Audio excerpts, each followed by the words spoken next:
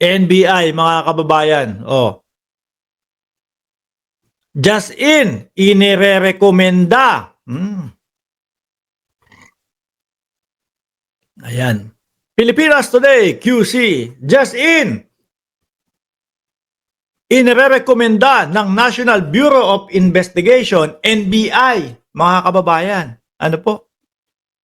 Sa Department of Justice, ngayong Miyerkules, Pebrero 12, nasampahan ng kasong kriminal si Vice President Sara Duterte dahil sa pagbabanta nito kay President Ferdinand Marcos Jr. At Lisa Marcos Araneta, First Lady Lisa Araneta Marcos at House Speaker Martin Romualdez sa kanyang binitawan noong Nobyembre 2024. Magngangal-ngala na naman po ang mga DDS dito, mga bossing. Ano? Sasabihin na naman po, naku, ginigipit talaga si Inday Sara Duterte kasi siya ay tatakbo sa 2028 election at siya ay mananalo. Kaya ang ginagawa nila, ginigipit nila. Kung ano-ano na lang ang ginagawa nila. Ganyan ang sasabihin nung mga DDS, mga boss. No?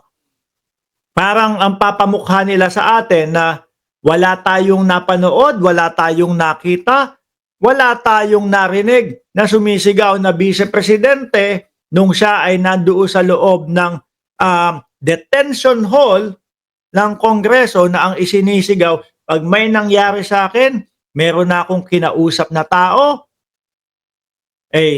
ipapapatay ko si Bongbong Marcos, ipinapapatay ko si Lisa Marcos, at si House Speaker Martin Romualdez. Ganun ang binitawan ng Vice Presidente, mga kababayan. Pagmumukain na naman tayo ng mga DDS na wala tayong narinig na ganun. At ang isasabihin nun nila, mga kababayan, ginigipit lang, pinupolitika lang ang ating Vice Presidente. Liho ba, mga kababayan? Binigyan ho sila ng pagkakataon ilang beses, 2 beses. Silang ipinapatawag sa NBI para magpaliwanag. Ano ang ginawa nila, mga kababayan? Wala. Nag-alibay sila. Hindi nila pinuntahan. Yung unang alibay nila, unang alibay. Okay, sige. Narinig ng mga congressman, no? O do sa Quadcom o sa Good Government na hearing.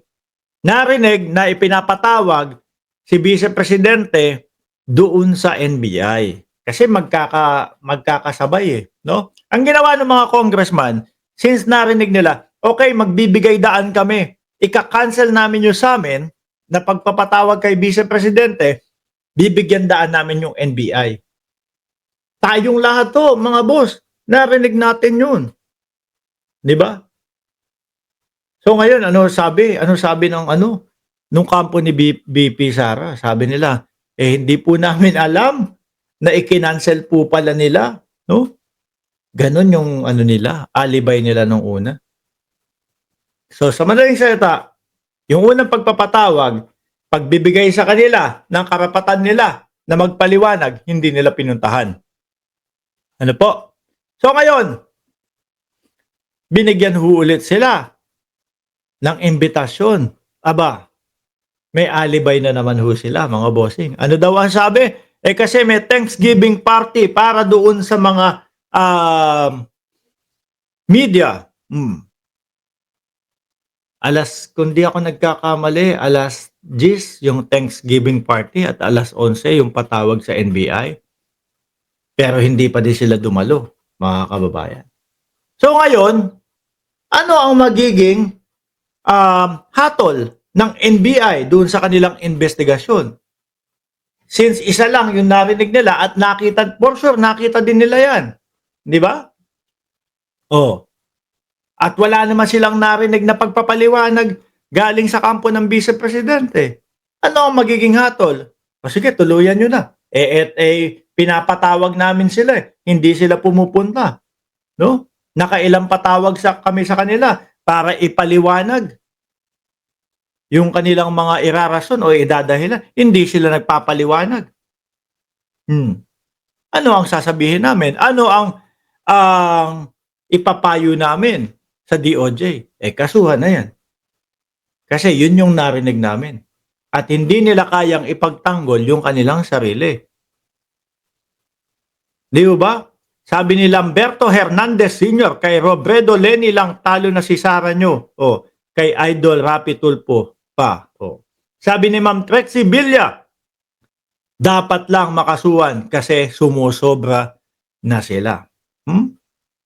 Sabi ni Mada, Thanksgiving kay Mary Grace Piatos. Ano pa? Sino pa yan nandyan? Panakip-butas lang yung issue na tatakbo siya sa 2028 para matabunan ang pagkupit sa kaban ng bayan.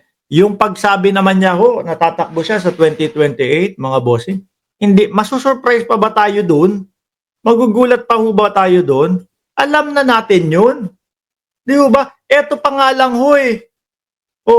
hindi pa tapos ang termino ng ating Pangulo.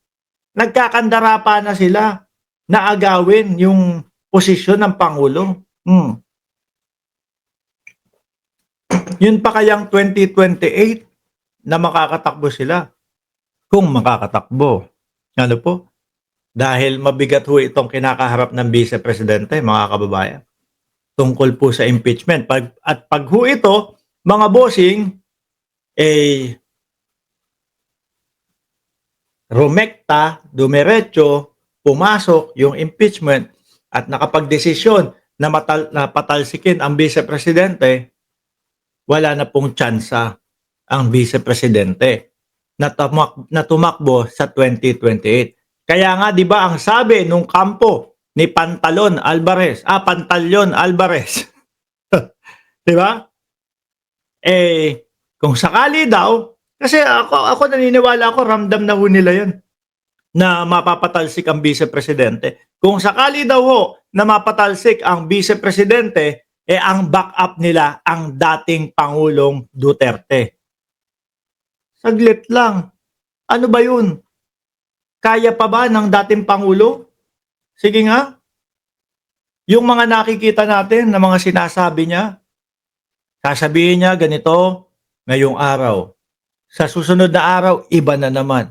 Paano makikipag-usap yan sa mga iba't ibang leader ng bansa? Di ba? Kapag ka nga ho nakikita natin doon sa mga mautog-mautog rally nila, tabingi ng lumakad pag gano'n na nga ho. Tapos magpapangulo pa. Hindi na kaya, mga bossing. At ang tanong doon, manalo pa kaya? Kung sakaling